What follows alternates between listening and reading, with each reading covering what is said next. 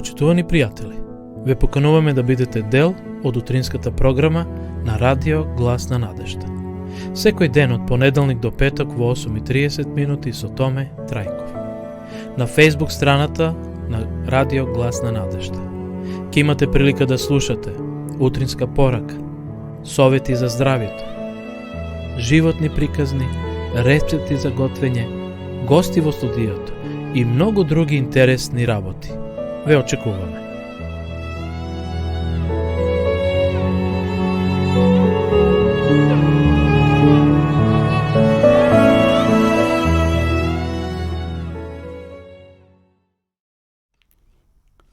Добро утро, почитувани гледачи. Срдечен поздрав од студиото на Радио Глас на надежда. Ја започнуваме и нашава денешна емисија. Денеска е 7. јуни, вторник 2022 година. Во Кавадарци 8 на топол сончев ден, некаде е температурата плюс 18 степени. Се надеваме дека ќе се качува во текот на денот според прогнозата, но за сервисните информации после песната ќе ги слушнеме, но на почетокот еве една мисла со која ќе го отпочнеме овој ден и ова наша утринска емисија. Не постои човек кој не е способен да направи повеќе од тоа што мисли дека може. Нека и овој ден кој е пред нас да направиме нешто добро, почитувани гледачи. Да кажеме некој добар збор, да охрабриме некого кој може би ожалостен, да го подигнеме ако е паднат физички, да помогнеме и материјално или со нешто друго. Важно е нека и овој ден биде ден каде што ете да направиме нешто добро. Не мора тоа да биде нешто толку големо што треба да пишуваат и весниците, туку може би една мала ситница, но животот се состои од мали нешта, така да нека и овој ден кој е пред нас навистина биде исполнет со позитивна енергија, да се што работиме, да бидеме ние задоволни во таа работа и секако и Господ Бог кој ни го подарува и овој нов ден во нашиот живот. Одиме сега на самиот почеток со една христијанска песна.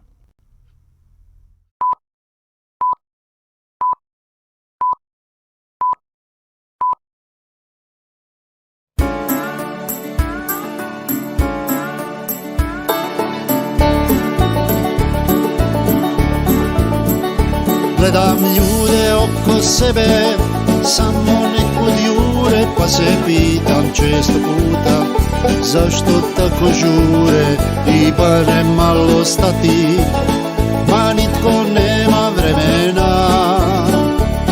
O da, ma tu smo svi na putovanju, život teče kao rijeka, ali netko tamo gore oduvijek nas čeka i zato njemu pjevaj, nek to je navika. Mi putnici smo što putujemo svijetom i pjevamo ovom malenom planetom i pjesma neka bude utjeha za brige sve.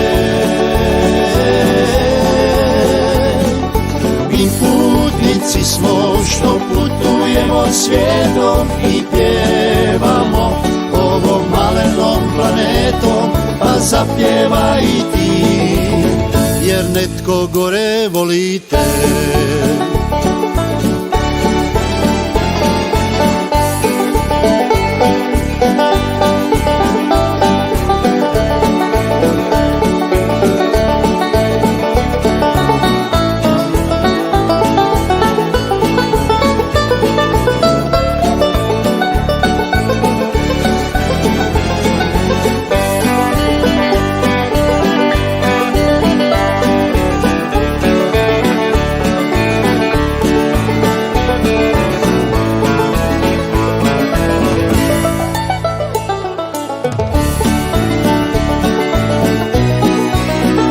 Sretnem jednog starog prijatelja, pitam kako ide, on mi veli daj me pusti, ljudi me se stide, a ništa nije dobro i ne znam kud sa sobom ja. O da, a ja mu kažem ajde pogledaj gore u visine, znaj da neko tamo jednako se brine i zato njemu pjevaj, nek to je navika. Mi putnici smo što putujemo svijetom i pjevamo ovom malenom planetom i pjesma neka bude utjeha za brige sve.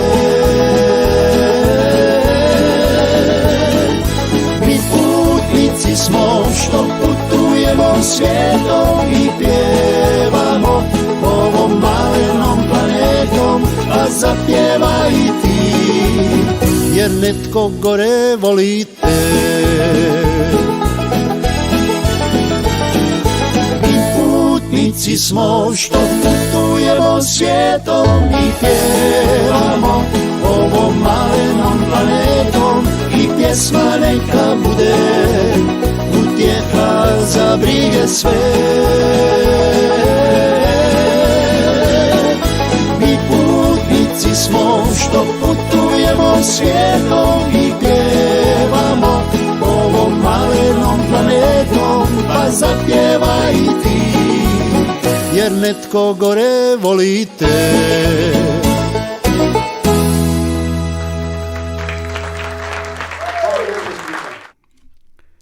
После ова убава песна на групата Путници, еве неповторно во живо во нашата програма, почитувани гледачи.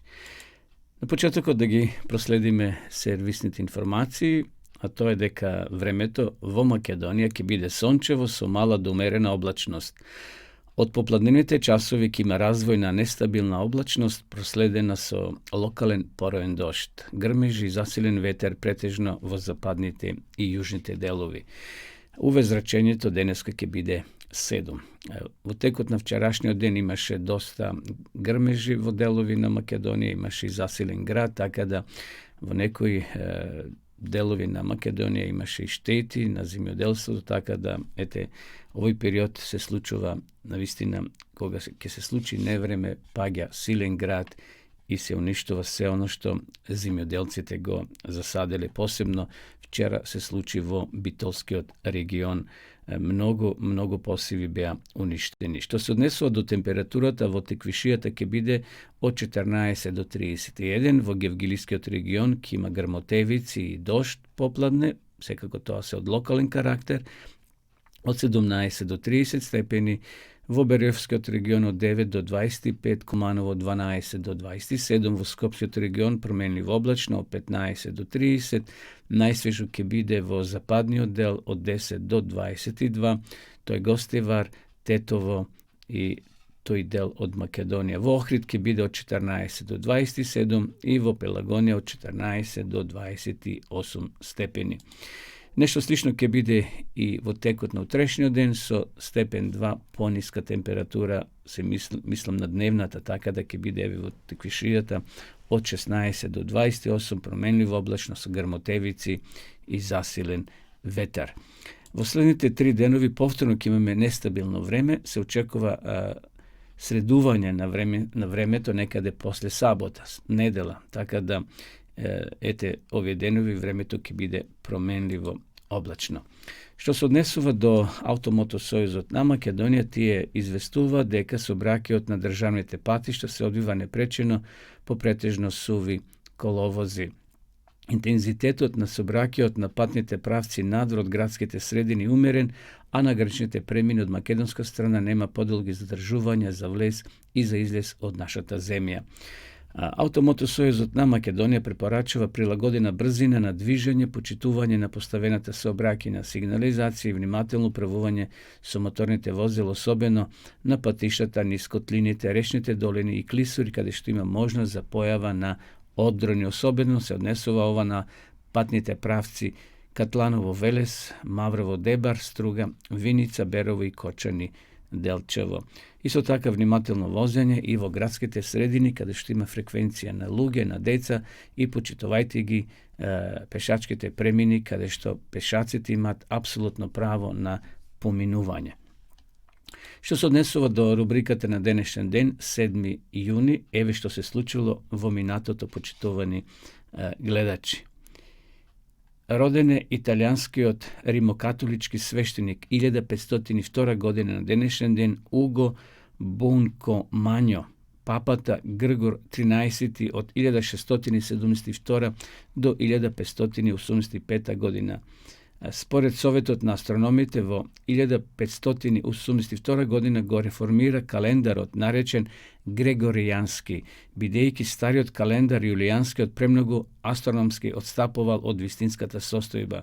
И зато денеска постојат два календара, оној стариот Јулијански и новиот наречен Грегоријански, бидејќи, како што прочитавме, едниот од другиот се разликуваат неколку денови. Грегоријанскиот календар во прво време го прифатиле само католичката црква, а многу подосна и протестантските, па дури и првата светска војна и православните земји. Некои од православните цркви денеска се користат со јулијанскиот календар. Знаеме дека на овој простор на Балканот православната црква го користи јулијанскиот календар. 1523 година, по победата на данците, Густав Вас е прогласен за крал на Шведска под името Густав I.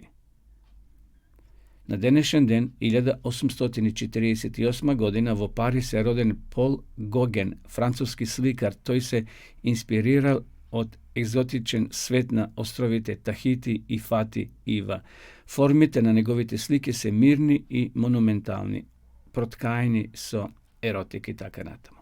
Во 1862 година на денешен ден САД, значи Америка и Велика Британија потпиша договор за созбивање на трговија со робови. Знаеме дека во тоа време се продавале луѓето како робови, како стока. Едноставно од Африка ги носеле и во Европа, и во Америка. Тие луѓе работеле до безсвест, едноставно немале никакви права.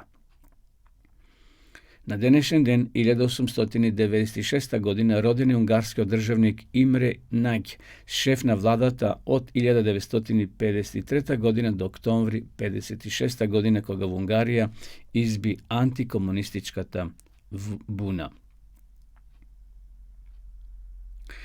На денешен ден, 1905 година, Норвешкото собрание донесе одлука за отцепување на Норвешка од Шведска. До тогаш биле заедно, но 1905 година Норвешка се одвојува како самостојна држава.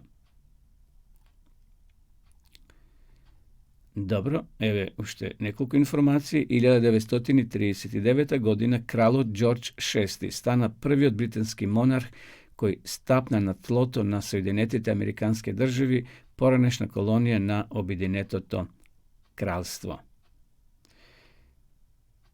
1942 година на денешен ден започна германскиот напад на Севастопол. На денешен ден, 1943 година, кај селото Никодин, Прилепско, во борба против бугарската војска, откако беше ранет, се самоуби Блажо Тодоровски Чичето, народен херој на Југославија од Македонија. На денешен ден, 1948 година, председателот на Чехословачка Едуард Бенеш поднесе оставка, не сакајќи да го потпише новиот устав со кој земјата стана комунистичка држава.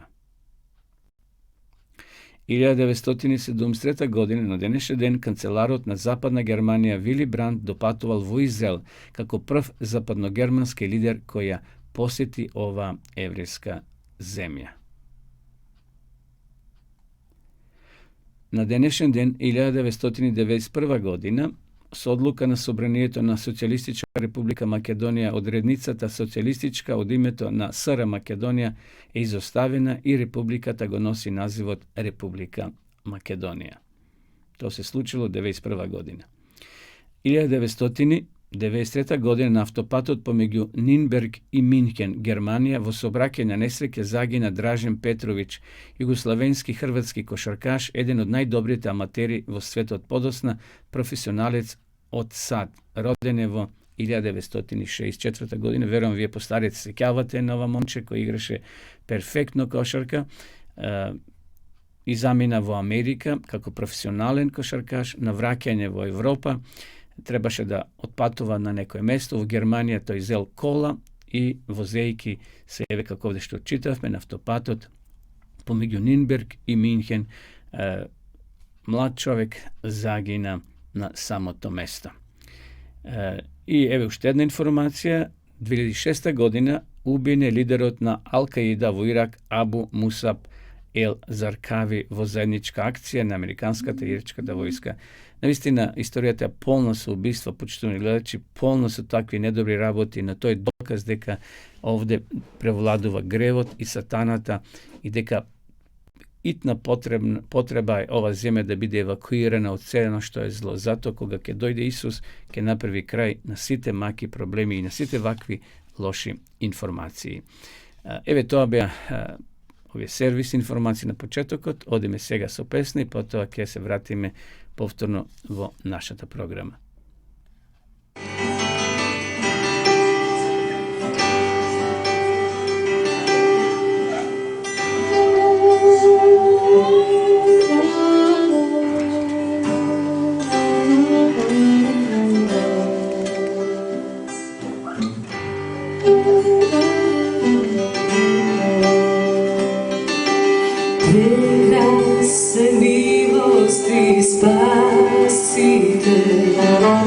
Najdobar prijatelj si,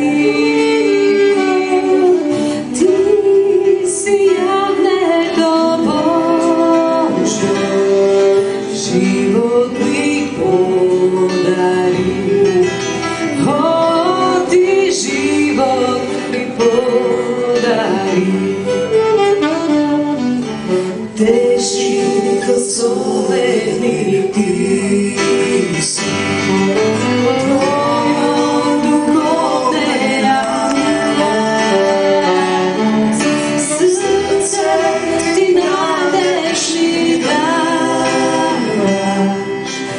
ako ja izđuvam, pošto na večke izđuvam.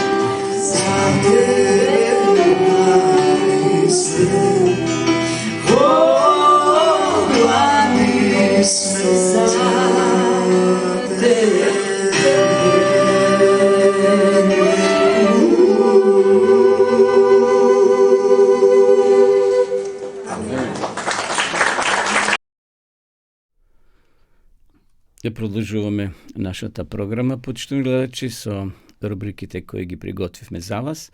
Поздрав до сите вас кои во меѓувреме се вклучивте и во живо ја следите нашата утринска емисија. Ова е програма Адвентистичко радио, кој емитува својата програма секој утро од понеделник до петок во 8 часот и 30 минути. Како што и вчера зборувавме во тек е заседанието на Генералната конференција на адвентистите на 7-миот ден во целиот свет, кај што се делегатите собрани во Сент Луис, во град во Америка, каде што вчера беше повторно избран за председател во наредните години пасторот Тед Вилсон. Така да денеска продолжува Генералната конференција со работа на сите тие делегати и според програмата што имаат зацртано, така да ќе бидат избрани и останатите председатели на останатите 13 оделенија или дивизии во целиот свет, така да ќе се формира новата управа на адвентистите на 7-миот ден. Знаеме дека Генералната конференција се одржува на секои 5 години, меѓутоа поради короната беше одложена пред 2 години, така да еве денеска тоа заседание се обавува, односно се одржува во Сент Луис. Тоа е значи град во Америка, каде што се делегати преку 2700, некои се физички присутни, а некои тоа го пратат преку апликацијата Zoom, така да еве околу 2700 делегати учествуваат во ова генерална конференција. Одиме понатаму да ја проследиме рубриката Капки на мудроста и кратка утринска приказна. Еве неколку капки на мудроста што сакам да ги споделам со сите вас, почитувани пријатели. Многуте желби ни пречат цврсто да ја обликуваме нашата среќа. Го трошиме нашето време завидувајќи им на луѓето кои никогаш не би сакале да сме им во нивната коша. Наистина и тоа се случува. Понекогаш мислиме дека овој е богат, овој има јахта, има автомобили, има фабрика. Меѓутоа, ајде да бидеме во негова коша барем неколку часови, можеби ќе посакаме веднаш да излеземе и да избегаме. Затоа да бидеме задоволни со она што го имаме, што го поседуваме. Таму каде што е човекот број 1, парите се број 2. Таму каде што парите се број 1, човекот е број 0. Ете, некој тоа го запишал. Блази им на богатите, тие барем имаат со што да ги тешат другите. Тројца може да зачуваат една тајна, ако двајцата од нив се мртви. Неколку извинувања се секогаш помалку убедливи отколку само едно. Од непријателот ќе се ослободиш ако го направиш пријател. Непријателот е толку силен колку што сме ние слаби. Еве тоа беа неколку те капки на мудроста, верувам поучливи, и ќе се поучиме и ние од овие изреки што некој ги доживел, ги запишал, еве денеска ги споделив со вас, почитувани гледачи. Кратката приказна носи наслов Отворена врата. Читам текст од Откровение, 3 глава, 8 стих. Пред тебе поставив отворена врата и никој не може да ја затвори. Во последната книга од Библијата, Откровението, многу се кажува за вратите. Во 3 глава, во 8 стих, стои запишано дека Исус стои пред вратата и чука и бара да влезе. Во 4 глава, во 1 стих се отвара вратата на небото и апостолот Јован е пренесен горе и тој тоа го гледа во видение и затоа го запишал. Во 19 глава, во 11 стих повторно се отвара вратата на небото, Исус излегува како победник, јавајки на бел конј. Сето тоа Јован го гледа, почитувани гледачи, и го запишал во своето откровение. Денес вратите на човечките срца главно се затворени. Дури вратите на многу цркви се затворени, како за самиот Бог, така и за Божите деца. Во многу цркви човек може да оди со години, а да не му биде отворена вратата на спасението. А и за тој што чудесно ќе доживе духовна преродба, станува тешко да се вклопи меѓу религиозните членови na crkvata. Jedan siromašen rabotnik, znači jedan siromašen čovjek, ko zapoznal Boga i se obratil. Sa kajke da se vključi v najbliskata crkva, izrazil želba da se začleni. Znači otišel v ta crkva i izrazil želba da se začleni, da stane vernik. To bila golema crkva, so nadaren propovednik i prekrasen hor. No vo neja členuvale samo luge od visokото društvo. Ko ga je vidjeli starata obleka na rabotnikot, jednostavno go ignorirale, iako toj povijek je pati moljal da bide primen. Ponato mu se veli deka toa Bože čedo mu se požalilo na Isusa za ta nepravda, na Isus što mu, no Isus eve što mu odgovoril. Čedo moje, da znaješ koliko pati jas molam da bidam primen vo ta crkva, no redovno sum odbivan. Ovo je samo prikazna, počtovani gledači, zamislena prikazna, no za žal čestopati je i vistinita. Koliko je utešno da se znaje ili da znajme deka Gospod Hristos nikogaš nas ne odbiva. Ja sam vratata veli toj, koji ke vleze preko mene, ke se spasi.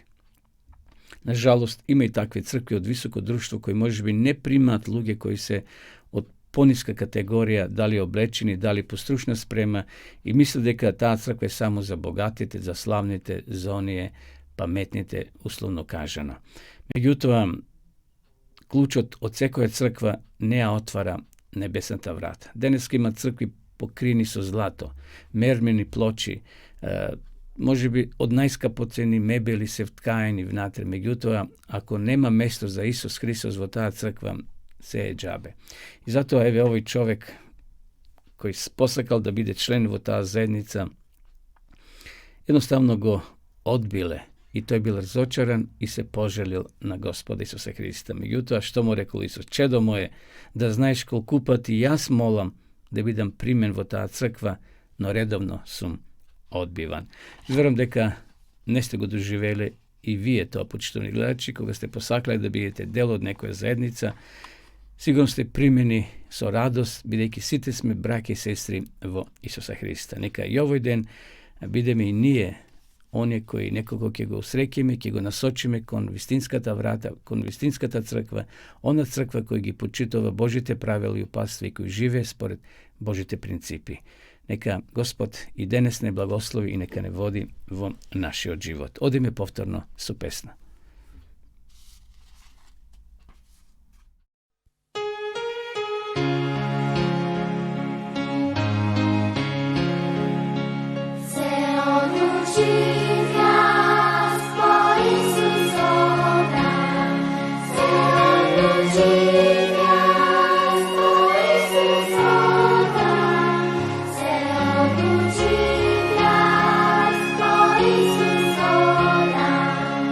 I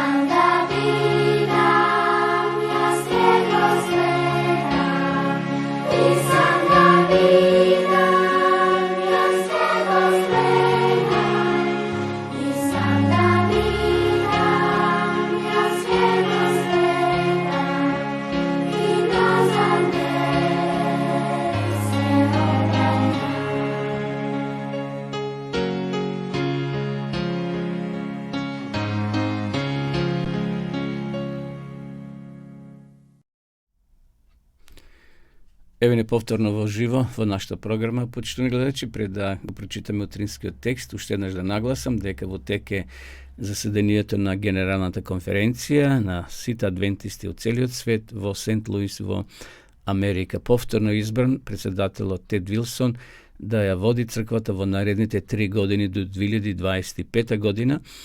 По трет пат, значи овој мој трет мандат, иако председателите се бираат на 5 години, но 2 години поминаа во пандемија, во овој вирус, така да еве тој ќе биде на чело на црквата на адвентистите во наредните 3 години до 2025 година по трет пат.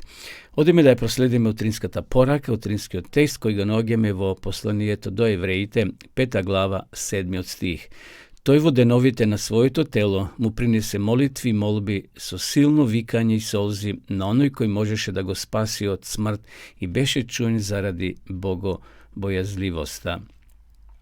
Драги момчиња и девојки, додека се молите да не паднете во искушение, не заборавајте дека вашата работа не завршува со молитва. Доследни на својата молитва морате да направите се што е во ваша моќ за да се спротивставите на искушенијата, а она што не можете да го направите сами, препушете му го на Исуса, тој да го направи за вас. Сакам да ги подсетам младите, кои со задоволство ја украсуваат својата надворешност, дека поради нивните гревови на главата на нашиот Спасител е ставен срамен венец од трње, додека посветувате толку драгоцено време на украсувањето на својата облека. Сетете се дека царот на славата носел обична наметка без никаков пораб, додека се оптоварувате со украсување на својот изглед. Сетете се дека Исус често бил преморен од постојаните напори во самооткажувањето и самопожртвувањето, за да им пружи помош на болните и на оние кои имале потреби.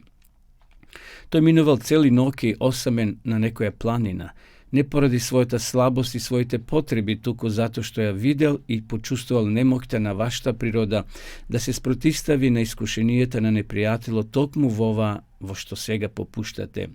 Тој знаел дека ќе бидете рамнодушни во поглед на своите опасности и дека нема да чувствувате потреба од молитва. Поради вас тој упатувал молитви на својот татко во болни воздишки и солзи. Токму затоа за да не спаси од попуштање на горделивоста, суетата и љубовта кон задоволствата на кои денес се одаваме и кои ја потиснуваат неговата љубов од нашето срце, нашиот Спасител ги пролел тие горчливи солзи во своите молитви. Неговите молитви навистина биле чврсти и силни. Ке сакате ли, млади пријатели, да се пробудите и да се оттргнете од таа страшна духовна замреност, да застанете поради сето тоа на Христова страна? Ке сакате ли да го послушате гласот на опомена кој ве предупредува дека оние кои се безгрижни во ова време на опасност ги чека неминовна пропаст?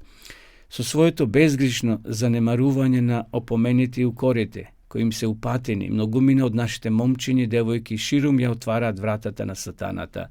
Ако Божјата реч ја земаме за свој патогас, а Христа за свој небесен учител, секогаш ќе ги препознаеме Божјите барања, но исто така и ќе ја разоткриеме сатанската измама. Кога во потполно се управуваме со упаствата на Божјиот дух, покорувањето на неговата волја нема да ни биде непријатна должност. Ете, тоа беше коментарот на текстот на утринскиот стих кој го најдовме во Евреите 5 глава 7 стих. Тој во деновите на своето тело му принесе молитви и молби со силно викање и солзи на оној кој можеше да го спаси од смрт и беше чуен заради богобојазливоста. Наистина, Исус сето тоа го претрпел заради тебе и мене, ради нас почитувани. Нека и овој ден Исус биде наш водич, наш патокас, наш пат кој ќе го следиме до крајот на нашиот живот.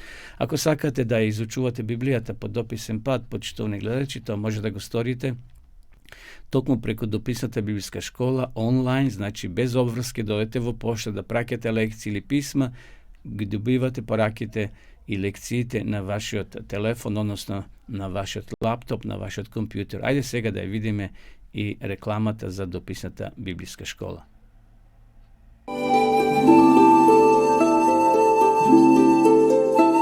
Почитувани пријатели, доколку сакате да ја изучувате Библијата, имате изворедна прилика тоа да го сторите преку онлайн веб страницата на Библијата зборува. Оваа веб страница е креирана за да ви обезбеди сеопфатно, организирано и темелно проучување на Библијата. Курсевите се бесплатни и без обврски. Можете да го следите во кое било време, тогаш кога вам ви одговора. На располагање ги имате следниве курсеви: библиска археологија, библиски пророштва, за верата и верувањето, библиски совети за здравјето, библиски совети за бракот и семејството. Запознајте ја Библијата, Светото писмо на Стариот и Новиот Завет преку курсевите на интернет или во печатена форма.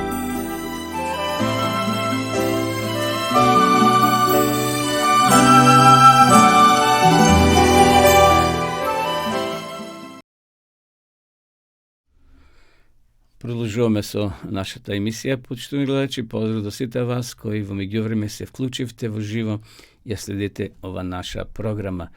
Ова емисија се емитува секој ден од понеделник до петок во 8 часот и 30 минути од студиото на Медиа центар Кавадарци. Во рубриката да ги запознаеме библиските личности, денеска ќе кажеме неколку зборови за еврејскиот народ. Знаеме дека евреите почнуваат или започнуваат да постојат како народ од Аврама.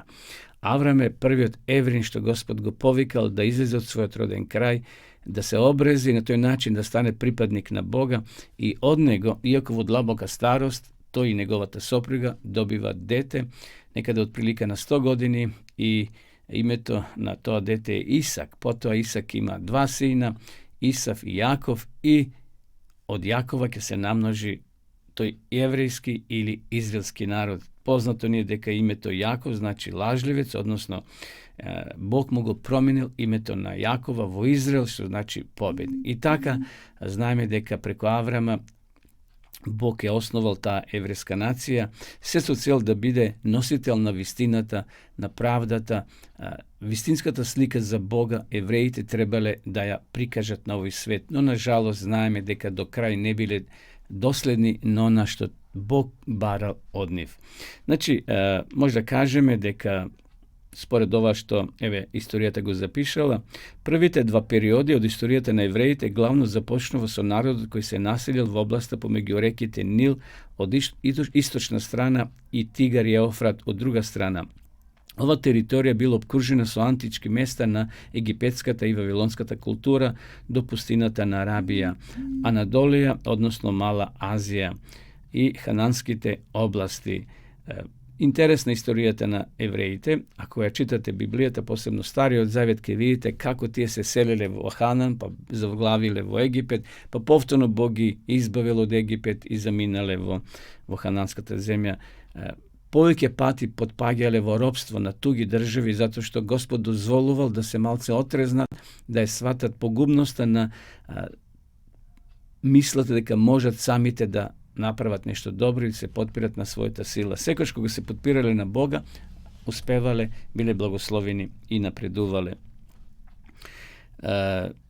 Традиционално се смета дека евреите ни целиот свет своето потекло го имаат од стариот Аврам, кои се населиле подосно во земјата Израел. Знаеме дека кога во Ханан имало глад, а во Египет бил Јосиф, поставен за втор човек во Египет, тогаш Јаков ги моли синовите своји да отидат во Египет да купат жито. И ја знаеме таа целата приказна, како Јосиф се открил подосно дека тој нивниот продаден брат и дека да не жалат сега, нека дојдат сите, и 70 души на чело со Јакова дошле во Египет и Јосиф со дозвола на фараон им ја дава покрајината или земјата Гесемска, каде што израелците, односно евреите, живеат, ќе работат. И според текстот, кога Јосиф умрел, а дошол нов фараон кој не знаеше за Јосифа, тие така наречени евреи кои биле добредојдени, сега тој ги поробува и станале фактички okolo 2 miliona robovi v Egipet i započnova to 400 godišnjo ropstvo v Egipet i na kraju u tije 400 godini Bog preko Mojsija go oslobodova narodot i go vrakja povtorno vona zemlja, kada što veki tije živele porano, kada što Biblija te veli tečelo med i mleko, to je simbolično kaženo, no sepak zemlja blagoslovena, što Gospod gi vodel i gi blagoslovoval.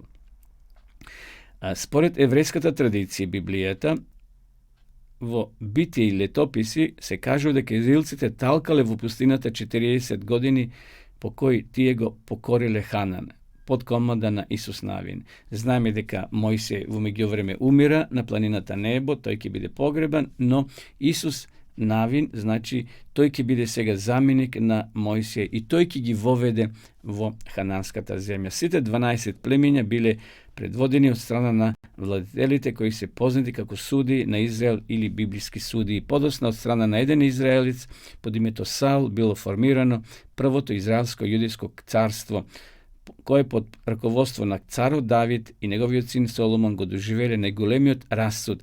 Царот Давид го освоил Ерусалим и го направил своја престолнина. Синот на Давид Соломон го изградил познатиот храм на Соломон. По смртта на Соломон нацијата се поделила на две царства, Израелско царство составено од 10 племиња на север и Јудејско царство кое се состоело од племиња на Јуда и Бенјамин на југ. Израел бил освоен од страна на асирскиот владетел Салманстер V во 8 век пред нашата ера. И тоа е историја, болна историја ја доживувале евреите, често пати потпаѓале во робство и биле ослободувани само со цел Господ тоа го дозволувал да се освеста дека без него не може да направат ништо. Еве, толку за евреите и за нивното обстојување и денеска те имат своја, од 1947-8 година имат своја држава, но во вековна борба се со палестинците и ден денес се води војна и ден денес многу градови таму се поделени, но на жалост тоа е проречено и во Светото писмо дека така ќе биде. Одиме сега со песна, потоа ќе се вратиме во програма повторно да продолжиме нашата емисија.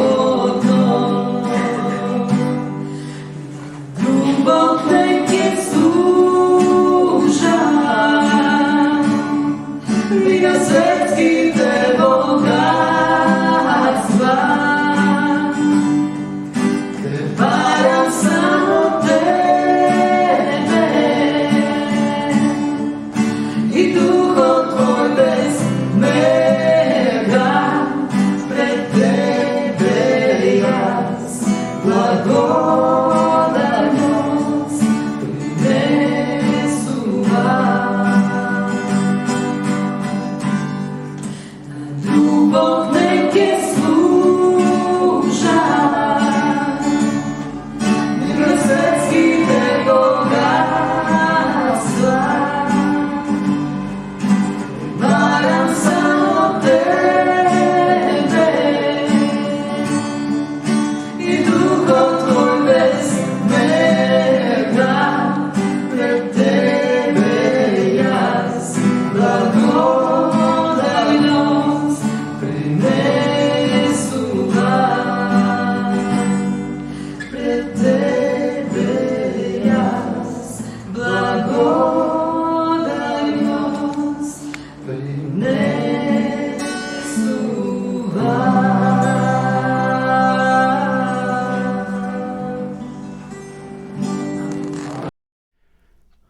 Продолжуваме со нашата програма, почнуваме гледачи, во рубриката да ја запознаеме нашата Македонија. Денеска ќе кажеме неколку зборови за градот Неготино. Неготино е град во средишниот дел на Македонија, сместен во средното повардарие од двете страни на реката Вардар и зазема значителен простор во Тиквешката околина. Од Скопје Неготино е оддалечено 95 км, а од градот Каварци близо е 10 км. Градот представува и седиште на истата општина Неготино, кој опфаќа 12 села. Климата и почвата се идеални за одгледување на грозје и добивање на вино. Интересно е името како го добило градот Неготино. Името Неготино е словенизирано име на античката населба Антигонеја, која што во 3. век пред нашата ера ја формирал македонскиот владетел Антигон Гонат. Откако ја освоил Пеонија, античкиот град бил стратешко седиште, добро укрепено со импозантни градежни објекти и величествени храмови, пространи и раскошни палати изградени од мермер и делкан камен. Древниот град Антигонија постоел од почетокот на 6. век, односно 580 година, кога бил разорнат од силен земјотрес, што го зафатил речиси целото подрачје на денешна Македонија. Тогаш катастрофално настрадале Скупи, Стоби, Хераклеја, Астибо и Домена и така натаму. Денес на територијата на општина Неготино постојат огромен број на археолошки наоѓалишта. Денешниот град Неготино е формиран во досниот среден век како занечиска населба. По доаѓањето на турците на овие простори од 1385 година Али Паша Јанински повторно ја активирал тврдината, бидејќи во непосредна близина од десната страна на реката Вардар се протегал патот Скопје-Солун. На преминот од Демиркаписката клисора неговата војска им наплатувала царина на трговците кои тука проаѓале. Навистина, тамо долу близу Демиркапија, тука е клисурата. Ако сака да поминете на другата страна, према Солун, према Грција, мора да поминете низ тој предел или тие тунели сега што постојат и ете наплакеле турците патарина или данок. Во Неготино постои населба, како што се нарекува Саат Кула, во непосредна близина и Стоби, археолошко наоѓалиште, кај што има навистина интересни работи да се видат. Во 1821 година богатиот турчин Хаджи Тајер Ага Синан во градот изградил Саат Кула, џамија и безистен со околу 15 дукени. Така почнувала да се формира, да расте населбата која поради добрата местоположба привлекувала голем број на трговци и занечи од околните места. За брзиот развој на Неготино придонели неколкуте евреи кои се доселиле од Солун во 1865 година. Најновиот период почнува секако после Втората светска војна, како ден на општината се празнува 8 ноември, ден на ослободувањето на Неготино од фашистичката окупаторска војска во 1944 година.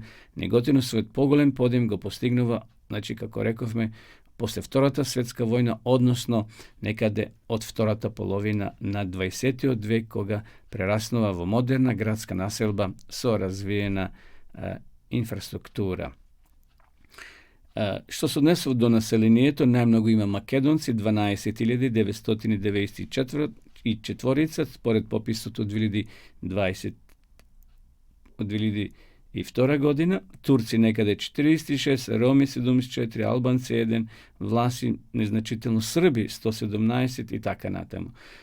Според новиот попис, сигурно таа бројка е променета, но ги немам тие податоци. Вкупната бројка на градот Неготино е 13.284 жители, значи од пописот 2002 година. Како е да е, ако одете према Гевгелија, вие кои сте од Скопје, од Велес, или одете према Грција, неминовно десно ќе ве подсети знакот кој може да излезете од автопатот и да малку направите одмор и да го посетите и ова градче Неготино. Што се произведува? Секако најмногу грозје, okolните redovi se izpolniti so lozja, така да жителите, освен во фабриките кои постојат, се занимаваат и со земјоделство. Толку за неготино, одиме сега да кажеме нешто за здравјето. Денеска би сакал да спомнам 7 причини зошто да пиете чај и во лето.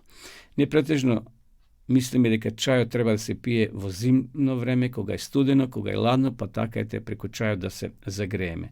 Пиењето на чај е традиционален ритуал во повеќе земји широм светот. Индија, Велика Британија, Кина, земјите од Блискиот Исток, Северна Африка и така натаму. Кај нас исто така постои така обичај, но генерално во зима или во период кога има грипови. Нашите предци ги користеле чајвите за традиционална медицина преку сите векови, а веројатно тоа било резултат на некаква позитивна пракса. Врз база на искуствата на традиционалната медицина, научниците денес прават доста истражувања за да проверат дали навистина одредени типови чаеви може да бидат од корист на здравјето.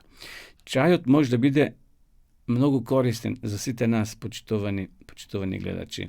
Чајот може да биде добар и за физичкото здравје, покрај тоа што различните чаеви ни обезбедуваат уживање во разните вкусови, богати вкусови и се позитивен релаксирачки ритуал. Се поголем број истражувања укажува дека чаевите можат да бидат од посебна корист и за различни аспекти од нашето здравје.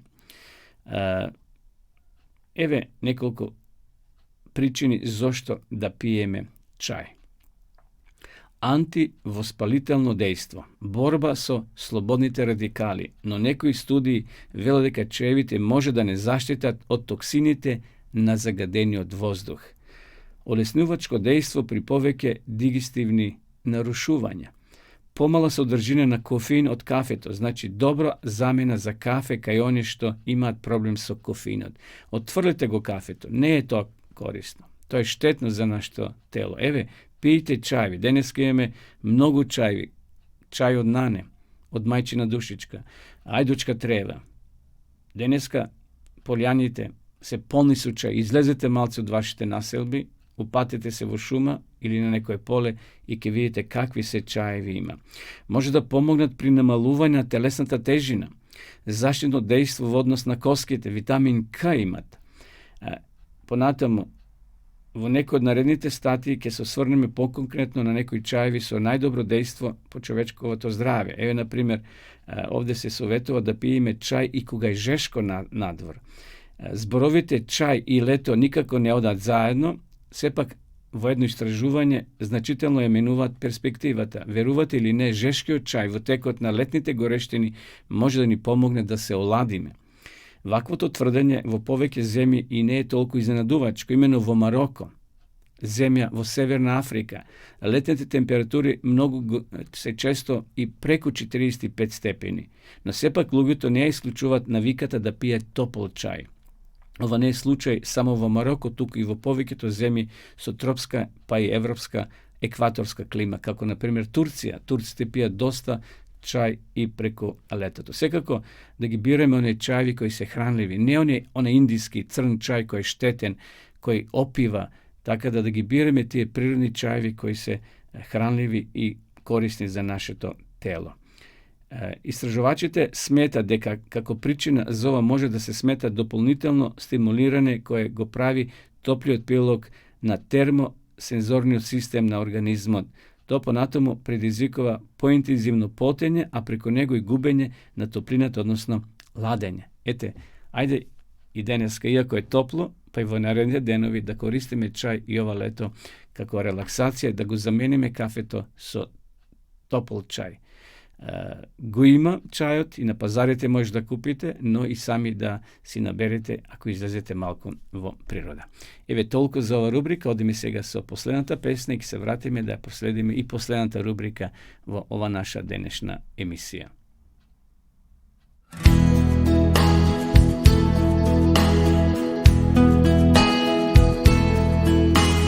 Pitam se što ću reći kad se budemo gledali oči u oči, ja i ti. Što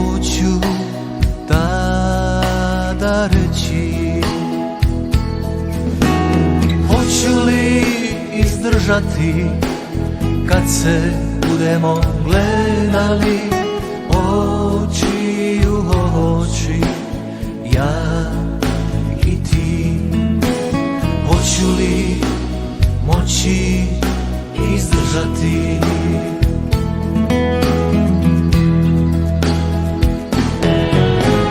Kad se budemo gledali oči u oči, kad se budemo sreli ja i ti. Sjeti se da sam samo čovjek, sjeti se da sam samo čovjek, a Bog da si ti, a Bog da si ti. Kad se budemo gledali oči u oči, kad se budemo sreli ja i ti. Sjeti se da sam samo čovjek, sjeti se da sam samo čovjek, a Bog da si ti, a Bog da si ti.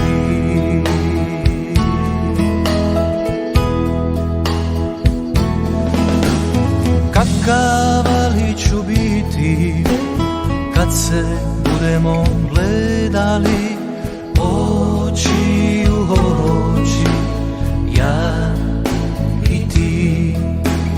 Kakav li ću onda biti?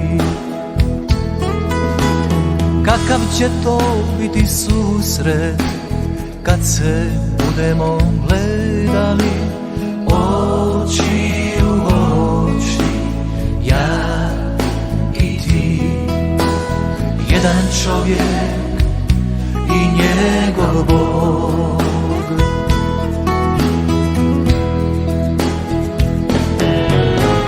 Kad se budemo gledali oči u oči, kad se budemo sreli ja i ti.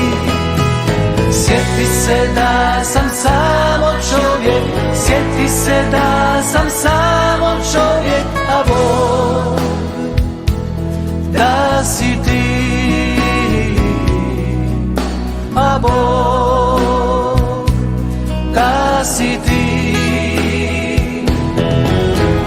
Kad se budemo gledali oči u oči, kad se budemo sreli ja i ti.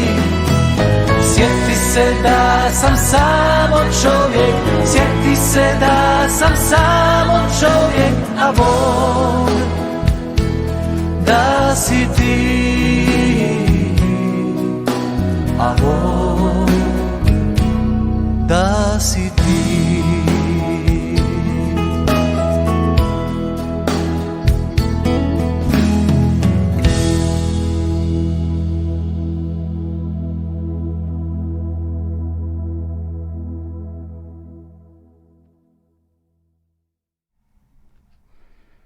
Evo, počtovni gledači, dojdovme do posledната rubrika vo našava utrинска програма. Ова емисија зборуваме при крајот секој утро за Библијата, за веродостојноста на Светото писмо. Што археологијата ни кажува, дали денешната Библија е веродостојна и може да ја веруваме. Секој утро пренесуваме податоци на археолози кои навистина ја потврдуваат денешната Библија дека е веродостојна, дека можеме 100% да ја веруваме. Еве еден одломак ќе ви прочитам, кај што еден археолог запишал. Апостол Павле беше апсолутно во право кога рече: ако Христос не воскресна, залудно е нашето проповедање, а залудна е и нашата вера. Ако е можно да се докаже каков бил факт на антиката, тој е воскресението на Исуса Христа. Големиот научник за античка филологија Томас Арнолд, koji živел во 1795 до 1842 година, кој беше професор по модерна историја на Оксфорд, еднаш го опиша воскресението на Господ како најпотврден факт во историјата на човештвото. Се разбира воскресението Христово, засновано и на самиот наратив на Новиот Завет и на длабокото влијание на христијанството, веќе непобитно. Сепак постои голема можност неодамнешните археолошки откритија дополнително да ја заекнат историчноста на настанот на воскресението. Гледате, овој човек кој не бил христијанин, не бил религиозен, но бил историчар, живел далеко таму во 1795 до 1842 година, го потврдува фактот дека Исус воскресал и тој кажал: најпотврден факт во историјата на човештвото е токму Христовото воскресение. А во 1930 година историчарот Мишел Растовец наишол на камена плоча што станала позната како наредбата на Назарет. Иако завршила во Германија веќе во 1878 година, низината содржина не била преведена дури до 1932 година. Текстот се состои од 22 реда на грчки јазик и еве меѓу другото што пишува. Ќе ви пренесам неколку реченици. Команда на Цезар. Моја желба е гробовите и гробниците да останат недопрени за секогаш во собственост на оние што ги градеа, за да се поклонат на своите предци или деци или членови на семејството. Меѓутоа, ако некој има информација дека некој друг ги уништил или некако го остранил мртвото тело или злонамерно го преместил на друга локација за да му наштети или го преместил печатот или други камења, наредувам да извршам таква пресуда за да му угодиме на боговите и на култот на смртното обожавање. За почет кон закопаните треба да биде должност, нека биде целосно забрането некој да ги вознемирува. Во случај на повреда на законот, посакувам криминалецот да биде осуден на смрт под обвинение за кршење на погреб. Ете, пронајдена е плоча од Исусовото време. И до 1900, како овде што читавме, 32 година, таа плоча не била дешифрирана, не била прочитана, но еве, овде се назначени, кога е протумачена ова плоча, односно овој надпис, пронајдени се докази дека ете било наредба во тоа време, како што и сами прочитавме од страна на тие водачи во времето на Исуса Христа. И затоа, почитувани гледачи, многу овде имам докази, сега ете времето полека не изминува, кои одат во прилог дека библиските извештаи се верни, точни, посебно Христовото воскресение е надприроден начин, зашто самиот Господ Исус, односно ангелот Гавриил дошол и го воскреснал Исуса кој бил 3 дена во гроб. Затоа читајте Библијата, верувајте. Ако немате Сето писмо, ние можеме да ви спратиме бесплатно и за млади имаме Библија од Новиот Завет, но и целокупно Сето писмо, Стари и Нови Завет. Еве, почитувани гледачи, полека дојдовме до крајот на ова денешна емисија. Пред да се одјавиме, би сакал да им честитам роден ден на сите оние кои денеска го прослуваат својот роден ден. Нека Господи ве благослови, нека ви даде уште подобро здравје и воство во вашиот живот во наредните денови. А на сите вас, почитувани гледачи, ви посакувам убав и благословен ден. Ви закажувам нова средба утре на исто место во 8 часот и 30 минути на истата ова социјална мрежа на радио Глас на надежта, и овие емисии може да ги следите и на нашиот YouTube канал Радио Глас на надежта. Секој добро и се гледаме утре.